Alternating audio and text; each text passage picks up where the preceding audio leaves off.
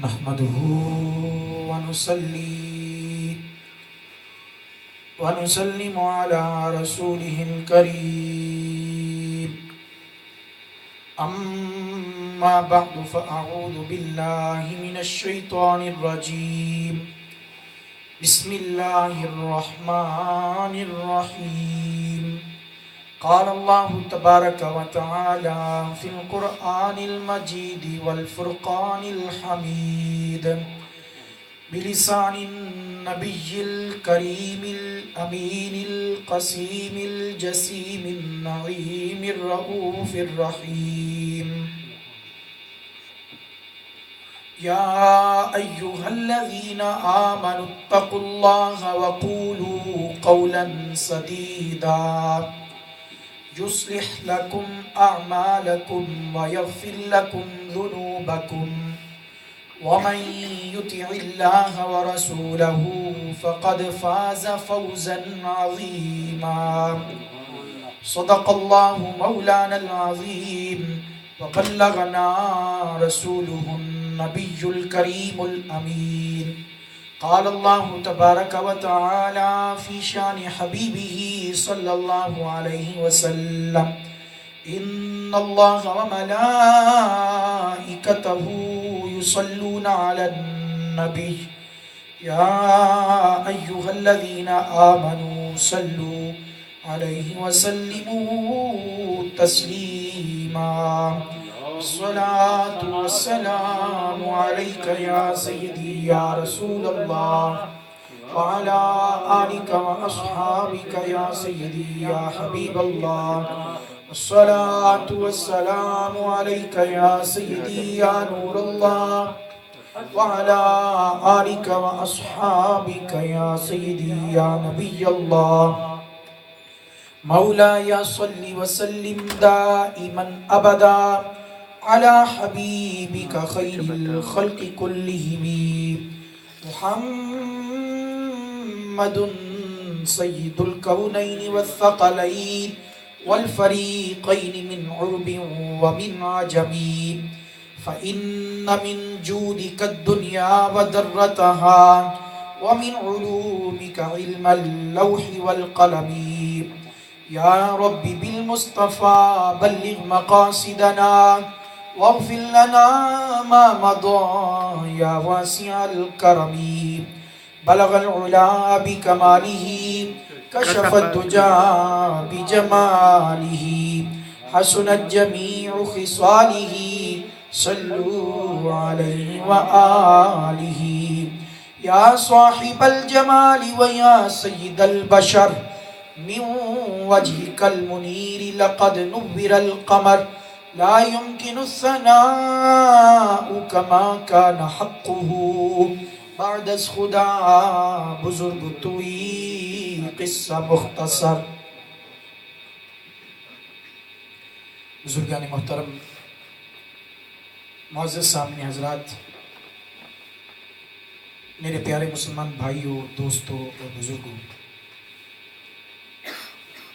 اللہ جل جلالہ و اتم برہانہ و اعظم شانہ کی حمد و ثنا کے بعد اور سید الرسل،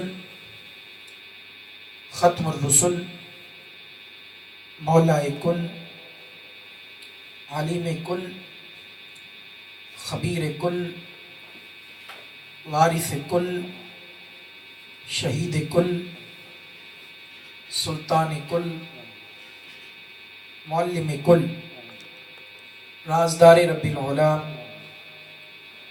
شب اسرا کے دلہا، کل کائنات کے ملجا و مأویٰ، شافی روز جزا، نبی آخر الزمان، احمد مجتبیٰ، جناب حضرت محمد مصطفیٰ صلی اللہ علیہ وآلہ وسلم کی پاک بارگاہ میں ہدیہ درود و سلام عرض کرنے کے بعد اللہ تبارک و تعالیٰ کے فضل و کرم سے اور اس کی توفیق سے اور آقا علیہ السلام کی نگاہ کرم سے آج ہم سب اللہ کے پاک گھر میں نماز جمعۃ المبارک کی ادائیگی کے لیے حاضر ہیں۔ گزشتہ جمعۃ المبارک میں ایک انتہائی اہم موضوع اس پر گفتگو کا آغاز کیا گیا کہ اسلام میں زبان کے استعمال کے حوالے سے کیا آداب ہے۔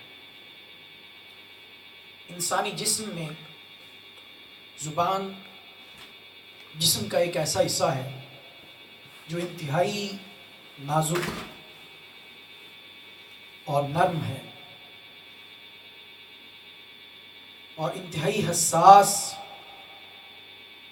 اس اعتبار سے کہ اس کی معمولی سی پھسلن انسان کو بلندیوں سے اتار کر پستیوں میں گرا دیتی ہے۔ اس کا غلط استعمال انسان کو تباہ و برباد کر دیتا ہے، ہلاک کر دیتا ہے۔ تو اس حوالے سے قرآن و سنت نے، قرآن و حدیث نے، اسلام نے زبان کو استعمال کرنے کے حوالے سے ہماری بہت ساری رہنمائی بیان فرمائی کہ سوچ کر بولو، سمجھ کر بولو۔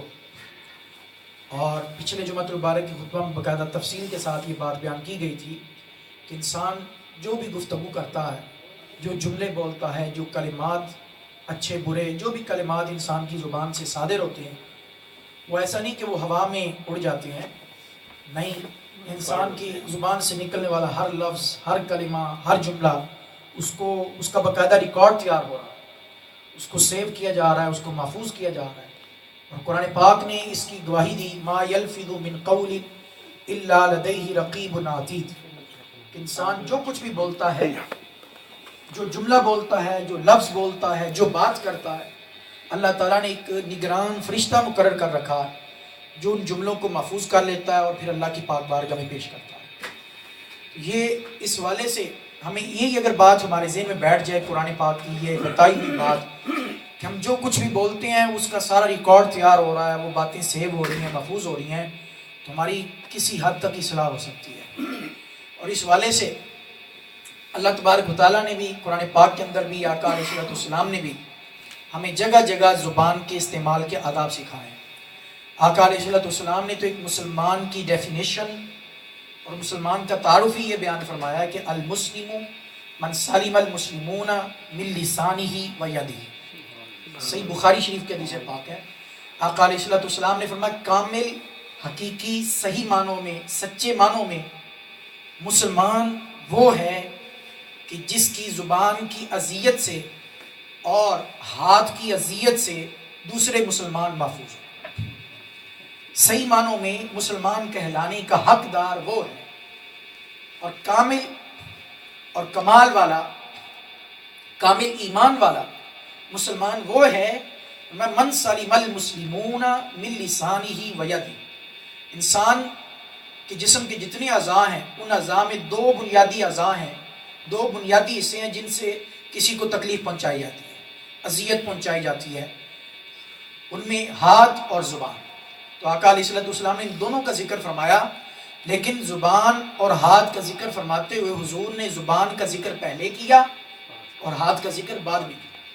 حدیث کے لفظوں پہ غور کریں، المسلم من سلم المسلمون من لسانہ، لسان کا ذکر پہلے ہے، و یدہ، ید ہاتھ کا ذکر بعد میں ہے۔ کیوں؟ اس لیے کہ جتنی آسانی کے ساتھ زبان سے اذیت پہنچائی جا سکتی ہے، ہاتھ سے اتنی آسانی سے نہیں پہنچائی جا سکتی۔ مثال کے طور پر ہاتھ سے تکلیف پہنچانی ہے تو آپ کو قوت لگانی پڑے گی، طاقت استعمال کرنی پڑے گی، قوت استعمال کرنی پڑے گی۔ لیکن زبان سے اذیت پہنچانی ہے تو یہ کوئی ہلکا سا نرم سا ایک گوشت کا ٹکڑا ہے، آپ نے بس معمولی سے اس کو حرکت دینی ہے، آپ اسے تکلیف پہنچا سکتے ہیں، ٹھیک ہے۔ اور ہاتھ سے تکلیف صرف اسی کو پہنچا سکتے ہیں جو آپ کے سامنے موجود ہے، لیکن زبان کی تکلیف پہنچانے کا دائرہ اتنا وسیع ہے کہ جو موجود نہیں، غائب ہے، آپ اس کو بھی زبان کے ذریعے تکلیف پہنچا سکتے ہیں، اذیت پہنچا سکتے ہیں۔ اور پھر ہاتھ کی تکلیف سے جو زخم لگے گا وہ زخم مندمل ہو جائے گا۔ آپ کسی کو تھپڑ مارتے ہیں، مکہ مارتے ہیں یا کوئی چیز پکڑ کے مارتے ہیں، اس سے جو زخم لگے گا جسم پر وہ چند دنوں میں، چند ہفتوں میں وہ منتقل ہو جائے گا، مٹ جائے گا، لیکن زبان کا لگایا وہ زخم یہ کبھی نہیں مٹتا، زبان کا لگایا ہوا. اس لیے عربی کا ایک بڑا مشہور شعر ہے، جراحات السنان لہتیاں ولا یلتام بہا ما جرح اللسان، کہ نیزے اور تلواروں سے جو زخم لگتے ہیں وہ تو مٹ جاتے ہیں، وہ مندمل ہو جاتے ہیں، لیکن فرمایا ولا یلتام بہا ما جرح اللسان، جو زبان زخم لگاتی ہے وہ کبھی نہیں مٹتے، وہ کبھی مندمل نہیں ہوتے. اس لیے حضور نے زبان کا لفظ پہلے بیان فرمایا اور ہاتھ کا ذکر بعد میں کیا، کہ زبان کی اذیت زیادہ، کیونکہ قدم کی پھسلن بندے کو اتنی دور نہیں گراتی جتنی زبان کی پھسلن بندے کو اتنا دور گرا دیتی ہے. ایک لمحے پہلے بندہ، آپ دیکھیں زبان کے کرشمے دیکھیں، ایک لمحے پہلے بندہ جہنمی تھا، دوزخ کا ایندھن تھا، اس پر آگ واجب تھی، دوزخ کی آگ واجب تھی، جہنمی تھا، بس اس نے زبان کو حرکت دی، اتنا پڑھ دیا اشہد ان لا الہ الا اللہ واشہد ان محمدا عبدہ ورسولہ، اتنے لفظ پڑھنے کی دیر تھی، حکم بدل گیا، جہنمی سے جنتی بن گیا، آگ اس پر واجب تھی، اب آگ اس پر حرام ہو گئی. آقا علیہ السلام نے فرمایا من قال لا الہ الا اللہ دخل الجنہ، جس نے دل کی گہرائیوں سے، صدق کے دل سے یہ کلمہ پڑھ دیا لا الہ الا اللہ محمد الرسول اللہ، وہ جنت میں داخل ہو گیا، وہ جنتی ہو گیا. اب یہ زبان کی بات ہے، اب اسی زبان کے ذریعے ایک عورت آپ پر حرام ہے، اس کو دیکھنا بھی حرام، اس سے بات کرنا بھی حرام، کلام کرنا بھی حرام، غیر محرم ہے، کلام کرنا بھی حرام، بات کرنا بھی حرام، دیکھنا بھی حرام، نہ دیکھنا جائز ہے شریعت کی روح سے، اور نہ اس کو چھونا شریعت کی روح سے جائز ہے، نہ بات کرنا شریعت کی روح سے جائز ہے. لیکن آپ نے نکاح کیا ہے؟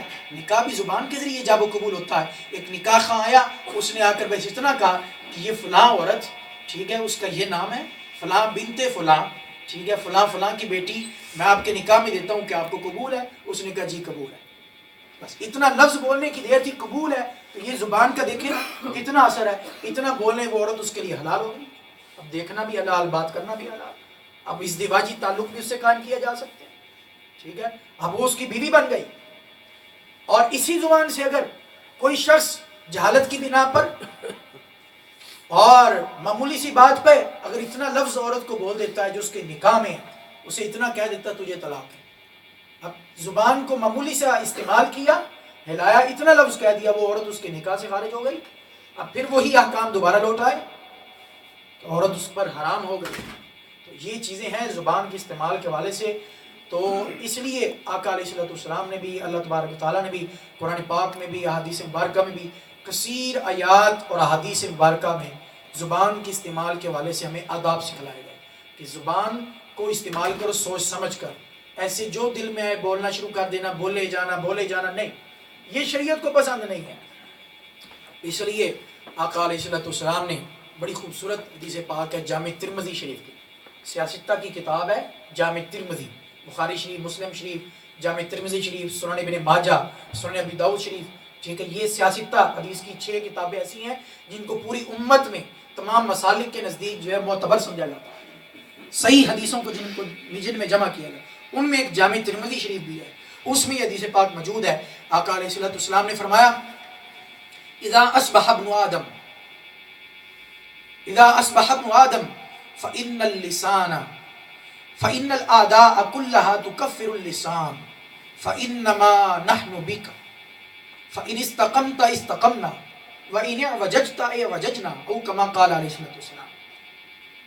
آقا علیہ السلام نے فرمایا جب انسان صبح کرتا ہے، جب انسان